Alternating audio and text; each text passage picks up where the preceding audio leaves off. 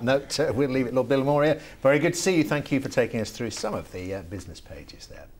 Now then, despite significant opposition this week's Commons vote on gay marriage looks almost certain to go through, and it will be an historic moment. And for those who've campaigned for it, it's the end of a very long road indeed. Well, one man who's been on that road longer than most is the human rights campaigner Peter Tatchell, and he joins me now. Very good to see you, Peter. Well, how do you feel? I mean, it looks like, you know, whatever goes on in terms of the horse trading between MPs, it's a free vote, and it looks like there's going to be a clear majority within the House of Commons for gay marriage. I mean, when you look back at that long road, as I say, you've travelled, do you feel a degree of vindication of being right all along? Well, absolutely. The first challenge to the ban on same-sex marriage in Britain was in 1992, when I organised 5 same-sex couples to file applications for civil marriages at Marylebone Register Office in London. Of course, they were refused, but the campaign has been going ever since, so it's a 20-plus year campaign.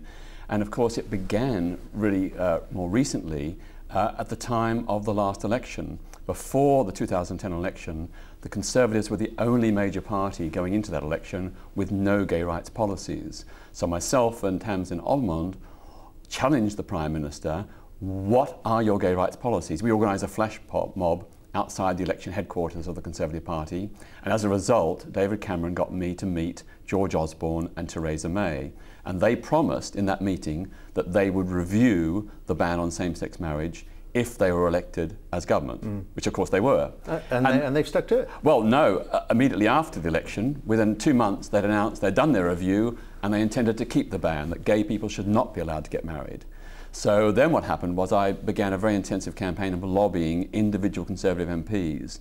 And I used the argument, trying to appeal to their philosophy, that marriage is a conservative value, that Conservatives believe in marriage and therefore they should welcome extending marriage to same-sex couples. Yeah. And in fact, I said to them, you should be supporting gay marriage not in spite of being a Conservative, but because you are a Conservative. Which we've heard from the Prime Minister himself. Well, I was astonished. That speech was more or less from my briefing notes. But anyway, the other big thing was that gradually I began to get individual Conservative MPs like Chloe Smith, Margot James, Mike Weatherly. They all came on board, but the crucial thing was Boris Johnson. I ambushed him in front of the media and challenged him to express whether he would support same-sex marriage. He hesitated for a moment, but then he said he would. And that was a game changer, because once Boris in 2010 came out in favour of same-sex marriage, it made it respectable within the wider Conservative Party. I mean, just explain to people the symbolism of it, or why it is so important, because a lot of gay men and women don't actually want to get married. A lot of heterosexual men and women don't want to get married, but it's about that issue of equality, isn't it? It's what it says about us as a society. Yeah. Whether you believe in a marriage or not, the law should not discriminate. And for gay and lesbian people who love each other, the idea that they are banned from the validation of their love through marriage is profoundly and deeply insulting. So having Boris on side was really, really crucial. But the next big hurdle was, of course, we still hadn't got David Cameron on side. He was still saying no. But then in February last year, February 2011, together with Professor Robert Wintermuth of King's College London, I filed an application with 4 same-sex couples and 4 opposite-sex couples in the European Court of Human Rights. And the basis of that case is that we are arguing that the UK's ban on same-sex civil marriages and the ban on opposite-sex civil partnerships are both illegal discrimination and should be overturned. Now, I'll tell you, 3 months after that application was filed, and of course I told the government and ministers, they suddenly decided they would consult on ending the ban. And that's because they realised, I said to them, look, you're going to have to go to the European Court of Human Rights and justify this ban.